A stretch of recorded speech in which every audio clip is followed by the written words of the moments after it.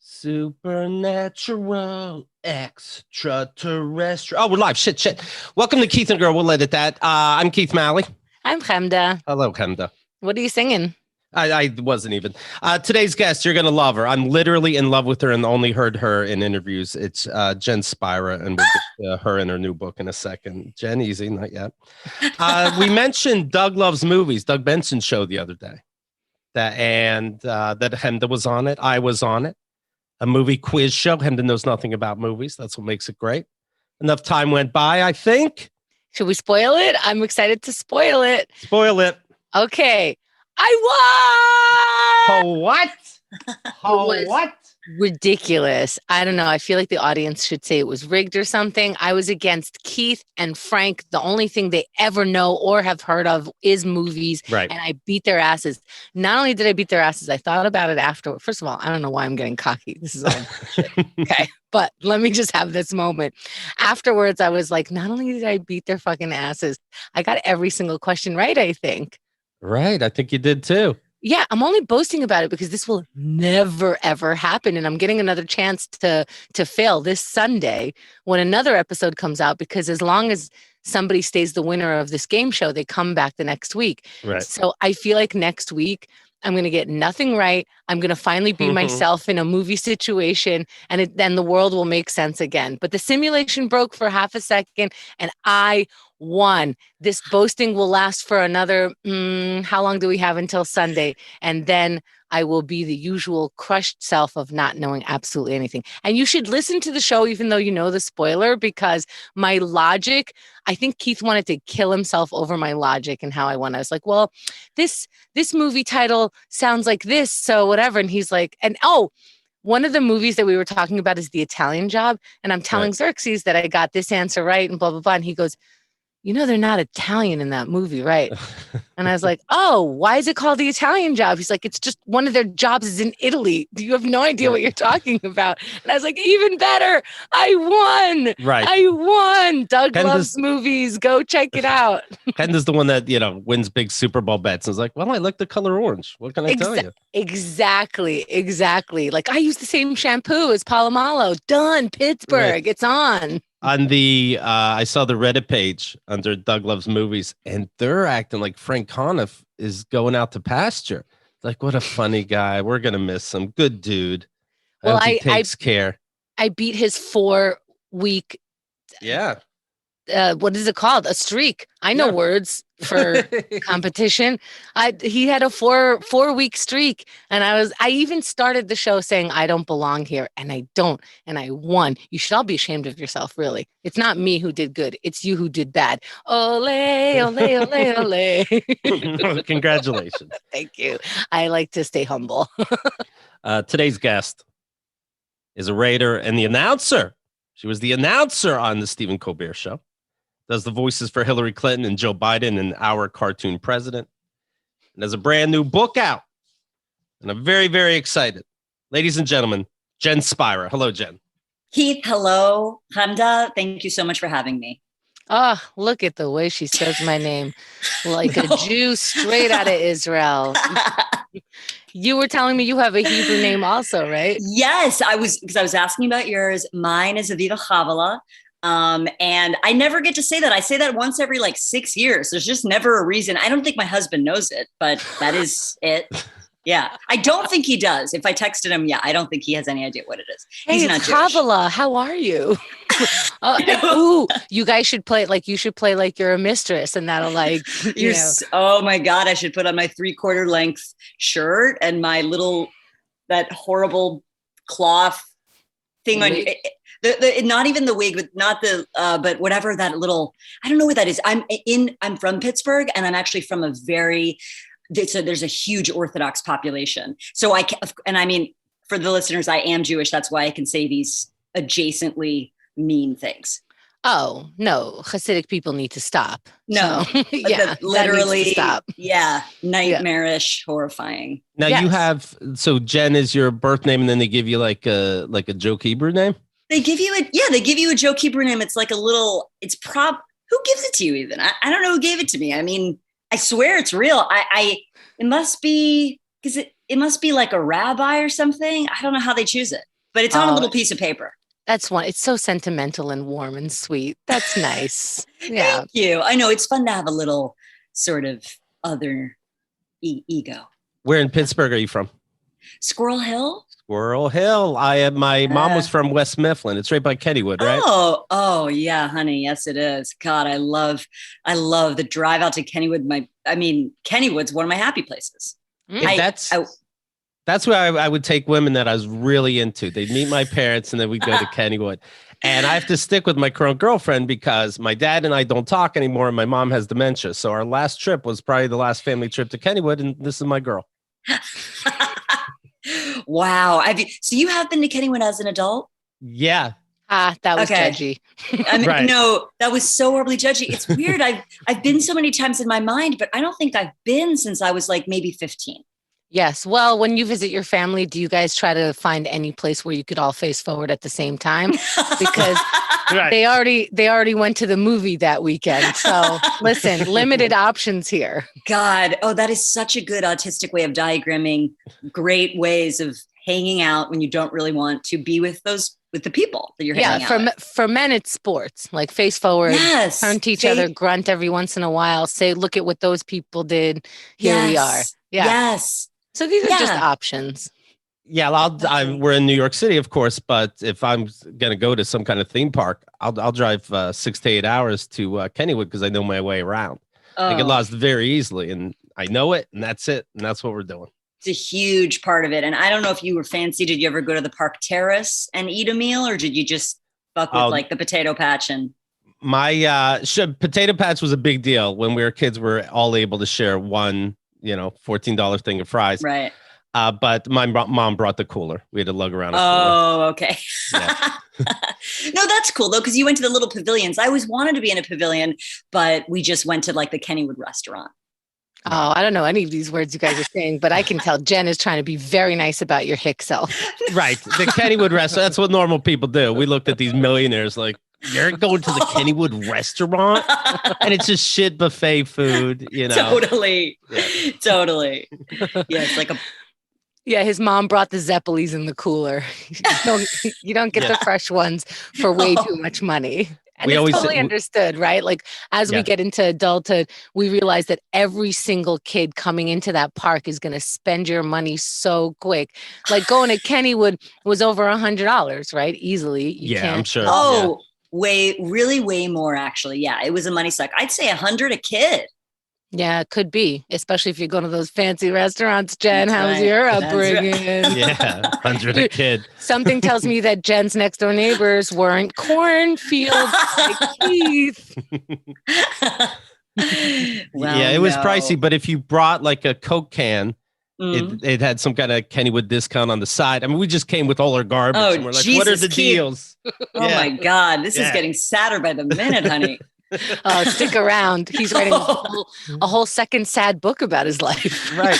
And I'm with Kyle, but I'm trying not to letting her see that I'm used to handing these people garbage to get in. Oh my God. I'm like, look over there, take a picture with that old cowboy, and then I'm like, is this garbage any good?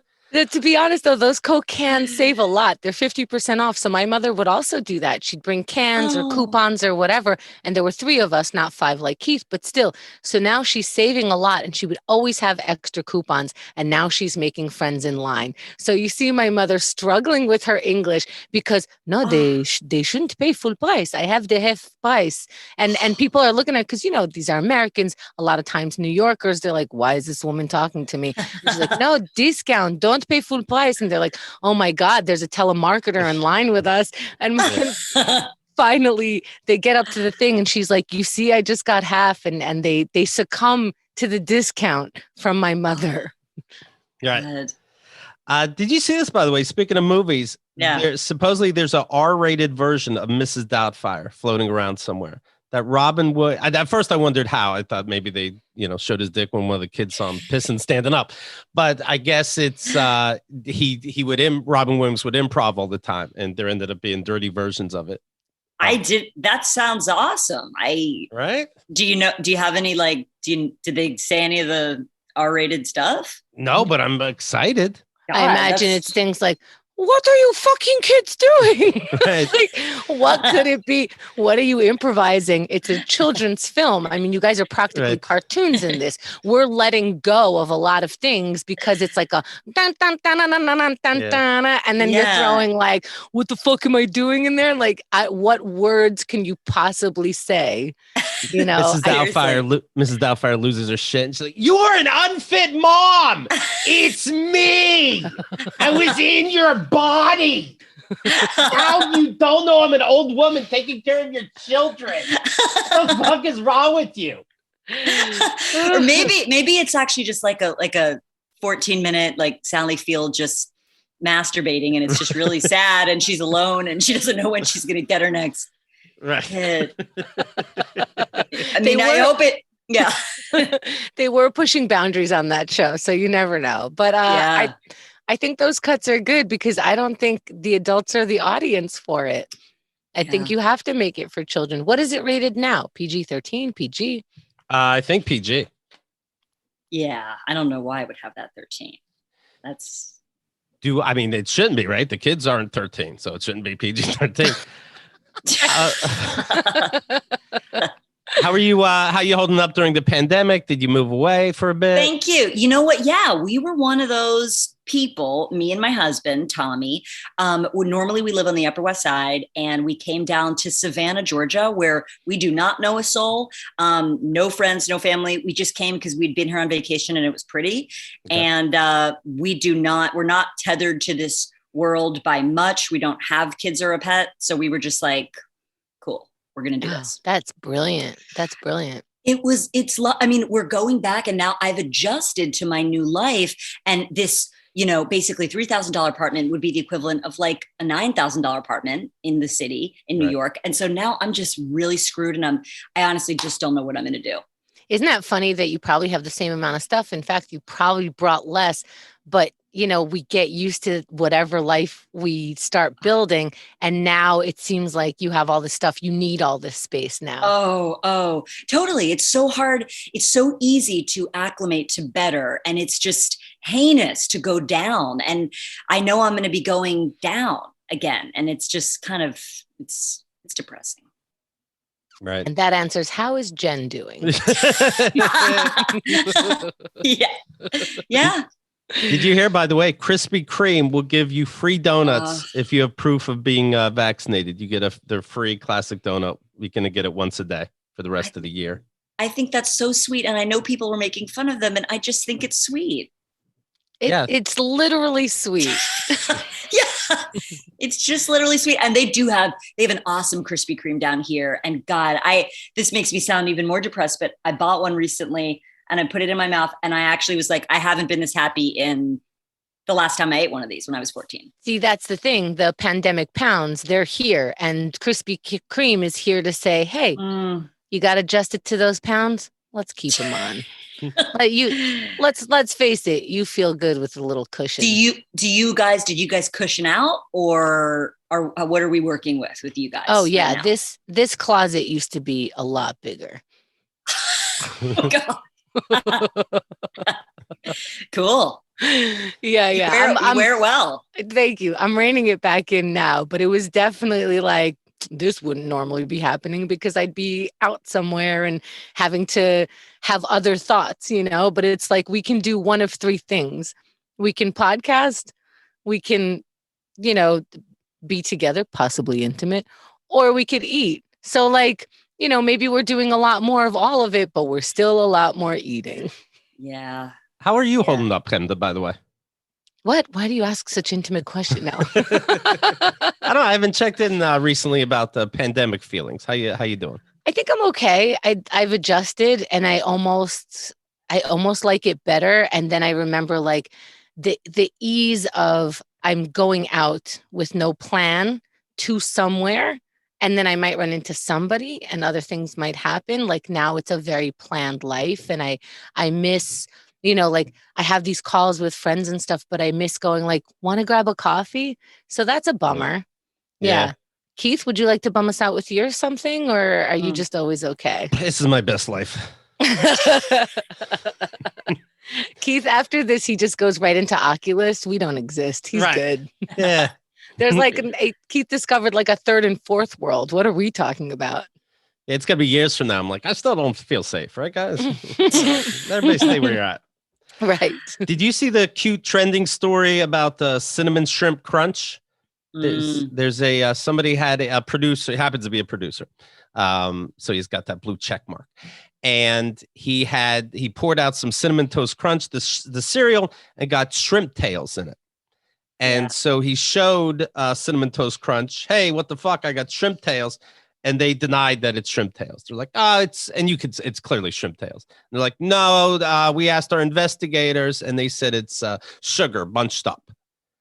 And then wrote this guy and said, we'd like to send you some vouchers for your unpleasant experience. Is that okay? And the guy wrote back, you just told me it wasn't shrimp tails. Fuck you. And then, so I'm like, okay, this is a cute little funny story. It's we need them now more than ever. Then this woman on Twitter writes, oh no, I can't see the shrimp cinnamon thing because the person who posted it told me I would never work in this town again after I didn't respond graciously enough to his offer of a surprise threesome in 2013. I miss everything. Wait, what? I didn't follow that. Yeah, wait, I didn't know about that wrinkle. So wait. Yeah, so this guy's telling some cute story about shrimp and cinnamon toast crunch, and a woman says, "Oh, I know this story's trending, but I can't see it because he has me blocked." Oh. He offered me. He said I should have a three-way with him back in 2013. Oh, this and when is I amazing. didn't, yeah. God, that is so good. Oh my God. Okay. Wow. Did that just break that new part? I saw it yesterday. Oh, okay. That's pretty awesome. God, that's so funny that you could be brought down, and he thought he was sort of like being funny. starting. Yeah, that's great. Yeah. He thought he was. I guess she said no to the threesome. I guess so. Okay. All sounds like no. Just getting current with my news. I hope she's still working in this town. It seems like I'm on her side. Let me mention this. BetterHelp, HELP. Kind of uses it, loves it. I'm going to start doing it as a matter of fact. It's therapy that you can do right from your house, start communicating with somebody within 48 hours, professional counseling done securely online. And that's one of the good things that happened with pandemic is we get to have somebody like Jen on, whether she's in our town or not. And I get to speak to a therapist, whether they're in New York or not. And it's just such a great app. It's, and I recommend, you've heard me say it before, do not hold things in. Don't only talk to your spouse or your kid. That starts getting inappropriate because you got to work out your thoughts first sometimes. Not everybody needs every single thought that comes out of your face. Some of them need to be worked out. So this neutral person who has nothing to do with your pastor or your mother or your upbringing is that neutral space where it could be safe to talk about this weird thing that you had on your mind that you're not even sure is a thing. But yes, go throw up on a therapist. They're remote anyway. They won't get dirty. It'll be great. Talk, and use this app because it just makes it easy. And this flat out says, I'm going to talk now. You have to listen. It's your job. And he knows that. I really do like it. Like he starts talking and I start talking and he stops. And I'm like, right, that's right. I get to talk here. Right. Like this isn't you trying to make a point. This is you helping me speak. So that's great. BetterHelp.com/KATG. That's BetterHelp.com/KATG.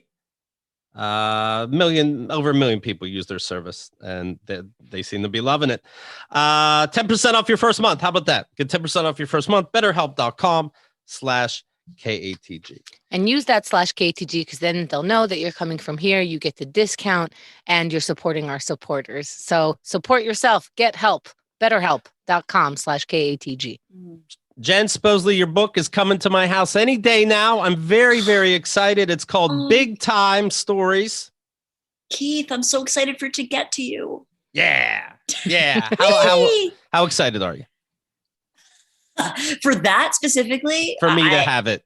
For you to hold it? I mean, honestly, I couldn't show you. It would be It'd be inappropriate, right? Yeah. I love short stories because you feel like you read like 14, 15 books, right? You're done so in great. 8 pages. Yeah. Oh, completely agree. No, the sense of accomplishment is huge. And yeah, because it's very, when you see a long unbroken paragraph, it's a very daunting, upsetting thing. So no, I love, you can just bang them out.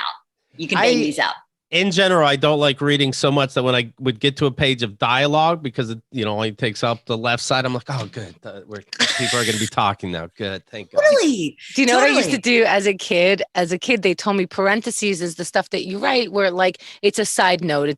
I heard them say it doesn't matter. So what I did was ignore them. I was like, parentheses, see you next time. And then I would look for the closed parentheses. And when it was a paragraph long, I was like, hello, yes. I don't know why you wrote this. It's not important, but I am done. Check mark. That's so cute. Thank you. My English teacher didn't think so, but I'm glad you appreciate it. Before Colbert, you wrote for The Onion, right? Yes, that's right. And by the way, I don't know if people know this. It's not just the funny headlines. You guys also write articles to the headlines. Is that something? Thank you, Keith. I know you're right. Some people, it's like, you can't just read the headlines. The really good stuff is in the articles. It's not just for the headlines, y'all. Right. I see him writing a lot of stuff on the mass shootings lately, and almost like bravo the balls. Yeah. Wait, say that again. Like bravo the balls of The Onion, like thank writing you. Little headlines about the mass shootings. Oh, I know. It's so nice. I mean, yeah, they do such a great job. Of course, they always, The Onion reposts this one headline that they've reposted forever, which is its own little meta running joke because they post it after every shooting. But no, they have. What was it again? What is it? That one is, that headline is "No way to stop this," says only nation where this regularly happens. Right. Yeah. So no, that's good. But no, they take the gloves off and it's awesome. And it's funny. I love when I see people on Twitter doing really hard, scary jokes. And unfortunately, I'm still having to I have to censor myself with like topical political stuff because I've gotten in trouble at Colbert. Even though I'm not a Colbert anymore, I am afraid of getting in trouble. So what kind of trouble did you get at Colbert? Well, the only time I officially got in trouble was when, and it's so embarrassing because it wasn't even for a funny joke. Like my friend Katie Rich, who writes for SNL, she got in trouble for a very funny joke that she wrote about Barron being a school shooter, being a home shooter. And Barron Trump. Right. And so at least like when her thing was happening, it always referred back to a very funny joke. My tweet was after Barbara Bush died, I tweeted something like, it was like, RIP to the woman who's been 90 for 30 years or something. It was you're so sweet, Hamda, but it was just like, okay, she's old. It really was like a not very cool, sharp joke. And I think it was on Fox News. There was a lot of people were so mad because it was a joke about Barbara Bush after she died. And so there were a lot of like meetings and stuff at work and love it. I love when somebody dies and now they're an angel. No. Angel. But that's funny. And she's also still dead after you told that joke. And also, you're not a close family member. You're not doing the eulogy with this shit. And even if you were, I would love for my eulogy to be that funny, to be, it's just like, she should have died 30 years ago, but here we are. Like, that's great. Whatever it is, the same information still happens. She still died. She still got to be 90. She's cool. She's laughing. She's going, I got you guys. I was 90. I'm 120 now. Who gives a shit? That is a great attitude, Hamda. You're so right. And thanks, Jen. And that's why you're here. Oh my God. When you write for Colbert, by the way, is anything cooler than a writer's room, or does it just be in 2 weeks in? Is it just work? I almost forget that me and Ken to do that sometimes. Maybe we'll have two other people around us thinking of ideas, but a room of 8-10 people, to me, that just sounds fun as fuck. Well, you're so. Sometimes I would do a thought experiment where I would when it felt like it was not exciting to me. And I would be like, I used to do camps that were just writing camps, think of this as like you signed up for a writing camp. So yeah, because the thing is, like anything, like the funnest stuff, it all gets old. The funnest stuff gets old. But I felt me at Colbert, I was actually always I always felt thrilled to be there because just having my fantasy job merge with my 9-to-5 money job and having such a great paycheck, that was never not incredibly gratifying, you know? Right. But then what makes you not want to be there anymore? Well, for me specifically, it was because I had this deal with Random House to write this book and I was already a year late. And I was like, it was so important to me that I was like, I want to throw everything at it. So I'm going to take this scary leap and leave this beautiful situation. Right. Yeah, that makes sense. Whenever I'm a year late, I start doing some compromising. Exactly. Yeah, you need that adrenaline. Yeah. I always did my homework the night before at 2 a.m. So exactly. Samesies. Oh yeah, samesies majorly. But Keith, I do want to say what you're describing, it is really that fun. I mean, when it's fun, it's so fun. It was so fun at Colbert. It was so fun at The Onion because the people are so smart and it's like such a hand-selected group of incredibly funny, smart people. Our dumb president, do you get hassle online for making jokes? You know what? No, never, which it would be fun if I was. I think it's because no one must know that I do the voice for Hillary or the voice for Jill. So maybe if they knew, but they don't know, so they leave me alone. When you would rate a joke for Stephen Colbert to say, what's more heartbreaking, him not using your joke or him inadvertently ruining your joke? Like, no, Stephen, it was the cat meow, not the cat meow. That's so funny. Well, okay, I am sure that happens with other hosts. The thing is that with Stephen, it just never happens ever because he just is so good. He's so smart. He's never going to butcher a joke. He'll only elevate it when he performs it. But I can tell you that to pitch him a joke that isn't good enough and that he doesn't enjoy, that was always an incredibly unfun experience because you just feel like a loser, you know. Right. I mean, pitching something that somebody doesn't laugh at. So, and he's very generous. So it really is on you when he doesn't laugh. I experienced that a little bit with Keith. Sometimes, you know, I'm just like, is this funny? And he goes, okay, that's one way to, you said words. And I'm like, okay. Or we try to find a title for the show afterwards. And I'm like so excited about my title. I'm like, he's for sure going to say yes. This isn't going to be a big deal. Not debatable at all. I'm like, ta-da. And he goes, That's fun for your house. But now let's think about the public. That's so cute.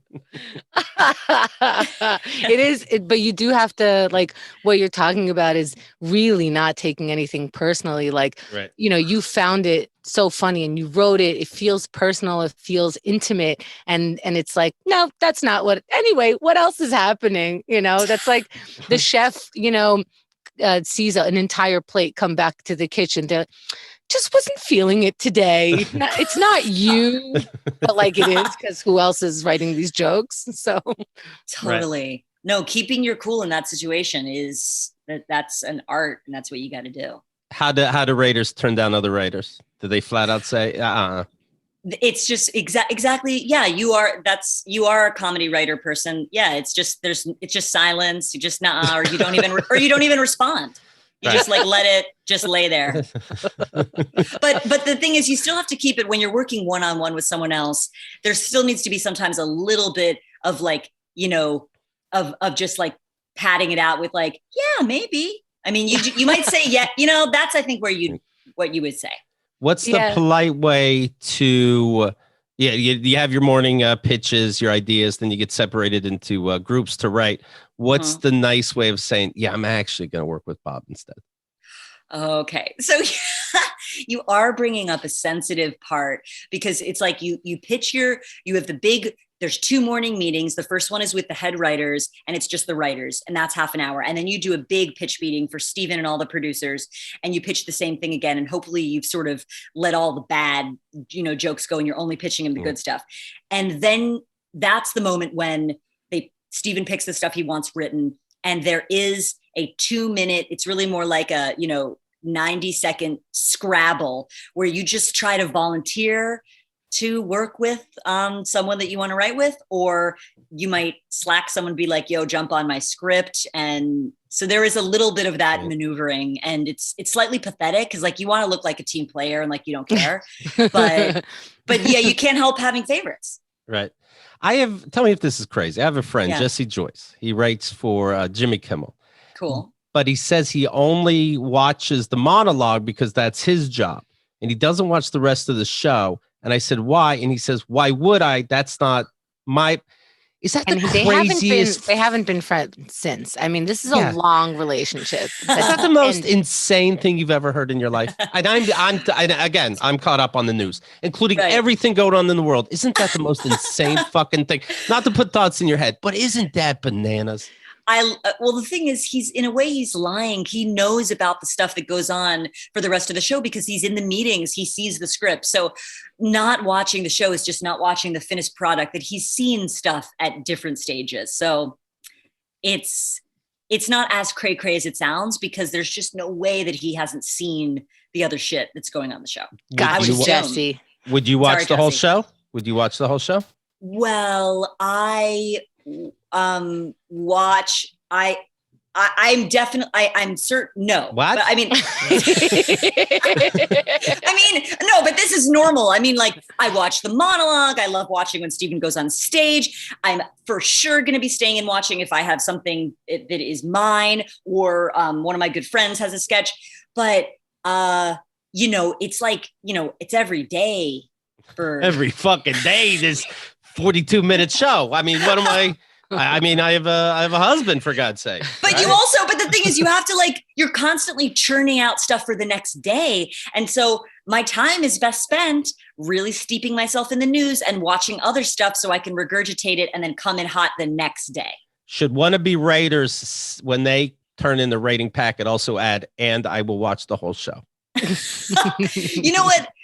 No. Don't do that. And don't do any extra jokes. That actually is that's my only real tip, is just don't do extra weird jokes. Don't try to be funny in your cover letter or in an email. Oh.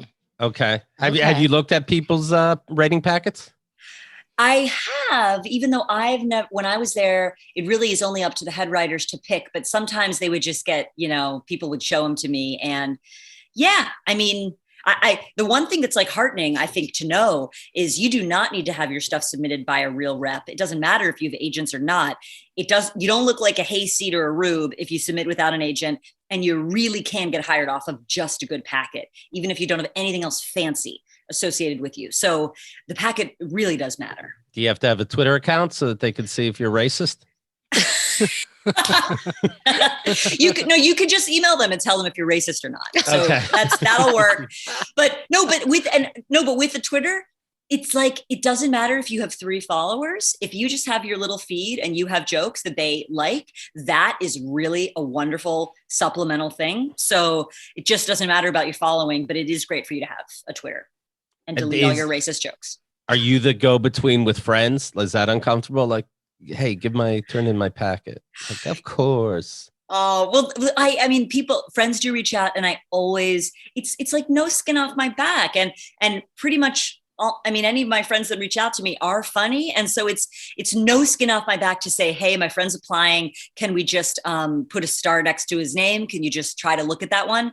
I mean, it's quite easy. If I were the head writer, then it would be me turning them down. So when you are a staff writer, you're at that beautiful level where you don't have power, actually. And there can be fun parts of not having power. So I can feel like I'm doing my friend a solid. All I really did is said, hey, my friend's applying and he's funny.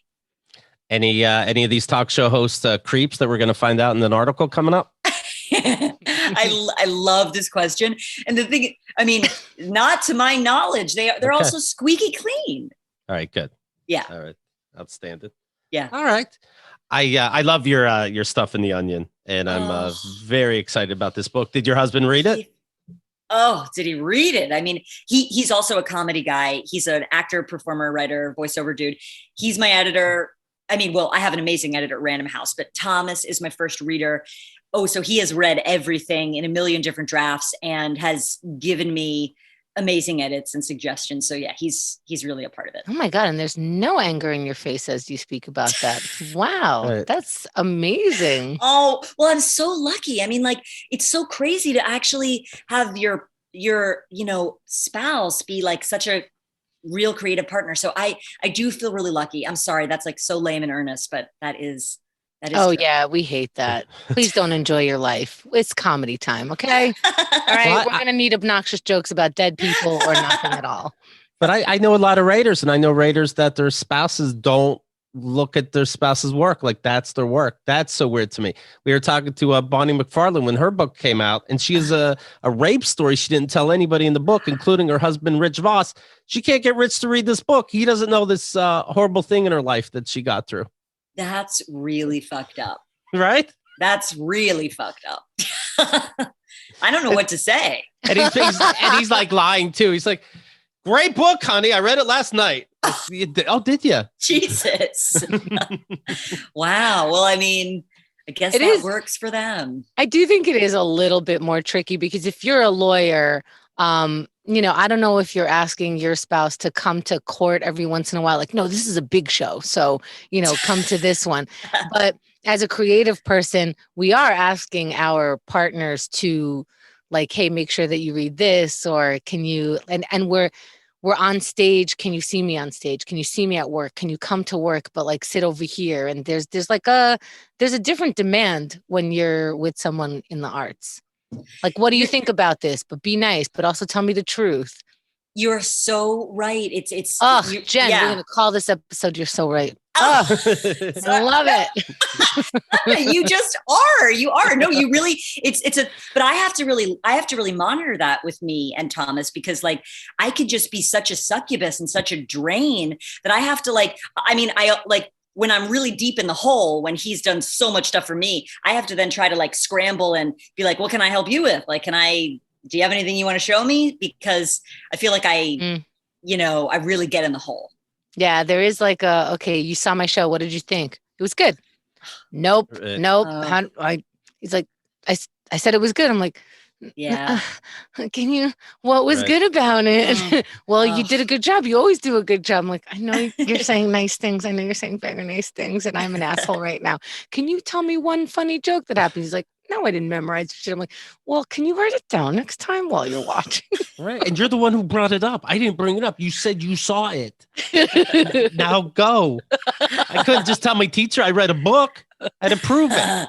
It is a lot. It is a lot. It's like, hey, what do you think? But like in detail, and I'm the writer. You know what I mean? Like, can you write a summary? Let's say you were in school. I know you're not in school. I know. But can you just take a class just here? And I think, I like very specific things, but that is a lot to demand. And I do my literal stand-up show only once a year, literally once a year. I mean, and so when, if I'm dating somebody and they're giving feedback, it's like, yeah, but not, I don't need too much constructive criticism because there's no fucking point. I'm not doing this again. So with that in mind, how'd you like it? Also, it's my birthday. Anyway. Right. Oh.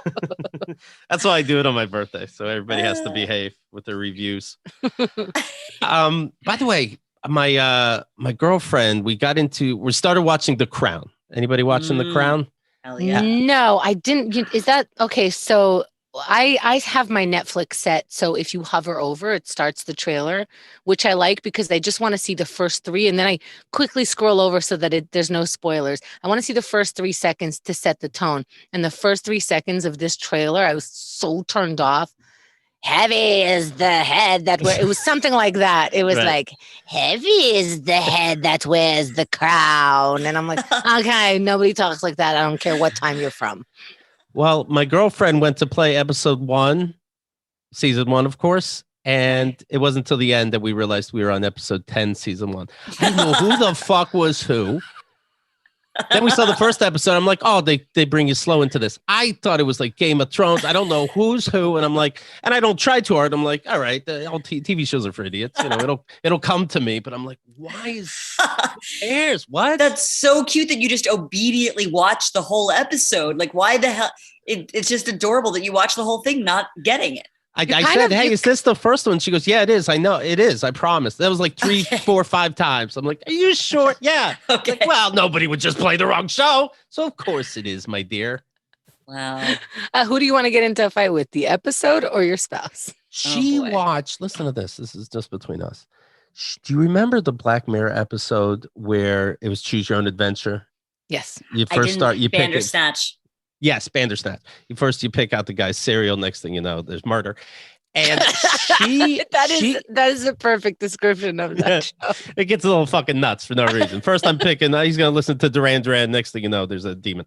Yeah, I wanted to pick if we're gonna kill him, not like are we gonna fucking carry him and bury him, or I don't know, eat more cereal. It was like, what am I picking here? Anyway. Do you want to do the nice thing or not so nice thing? I didn't know not so nice thing was eat the guy's body. But anyways, she on her own, she played a Black Mirror episode. And on her remote, she was making choices, but she was watching the wrong episode. I like that because she must have felt real good. Like, I made a great episode. All of my choices were great. Does she think she's changing everything? I don't know. But this is she can't be the only one doing this kind of thing, playing the wrong episode, and everybody has opinions on TV and movies, but they're not even watching it normal. So I have to keep that in mind.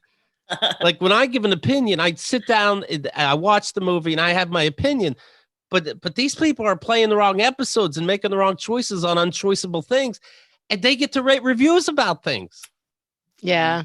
I'm watching, like I said before, because there's going to be a lot of it, because there's a lot of episodes, How to Get Away with Murder. And I'm only like, watching it literally in my periphery because I'm, doing emails and all this kind of stuff. And then there's so many characters at this point. I think I'm on the 4th season and I'm just like, who the fuck is Hannity? And then I'm like, you know what? They're going to show me him. Like, they know people are half watching this. They're going to explain this to me in a second. And then they do. And I'm like, you knew I was half watching. Right. By the way, the relationship, it'll be going on 3 years now. So I'm really trying to get her to watch Blood Diamond, but it's not panning out. And is Blood Diamond important for you, Keith? It's so important for me because if she watches it the way I watched it, she won't need a diamond. There you go. Joy. Yeah. Yeah. Keith just told us he's thinking of proposing. That's how he tells things. Yeah. That's us not facing forward. We're looking in each other's eyes. Right. She's that's like, how intense. I'm gonna go to the kitchen. I'm like, I'll pause the movie. I'll pause it.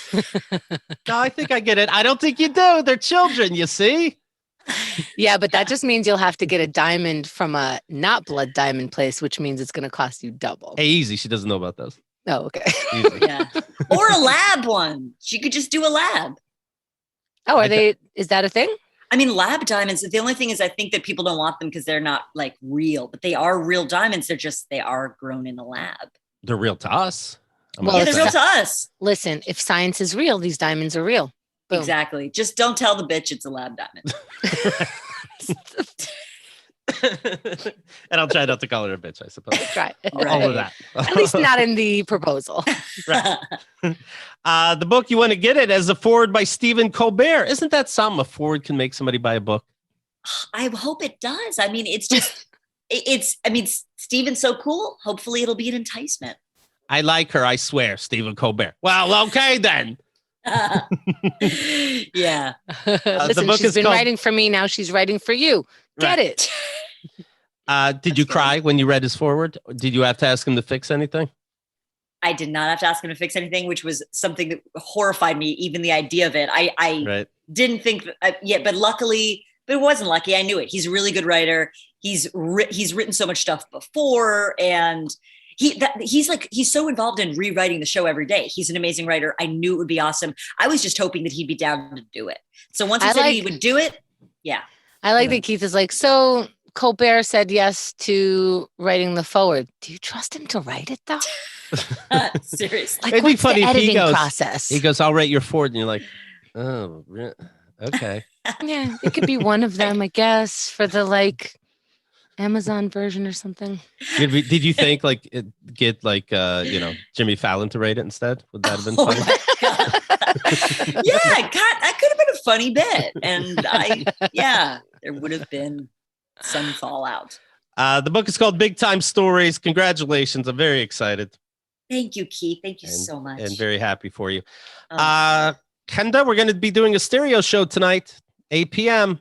What are you going to wear? You don't want to miss it. Don't worry about what I'm going to wear. Okay. You got to come to see it. It's actually, you look at my little avatar while I'm talking. So check us out, stereo.com/Chemda or stereo.com/Keith Malley. It helps support the show, and you get a super secret backstage show that we're doing in front of your face via these little characters. And I think it's because of that Keith just lets fucking loose. He's like, I can't see people in their eye. Here we go. So stereo.com/Chemda, stereo.com/Keith Malley. Just use one of those links, whichever one you feel like spelling today and getting right. Thank you. 8 p.m. Eastern time tonight. Jen, it was very nice meeting you. Thanks again. So good meeting you too. Thank you. Enjoyed it.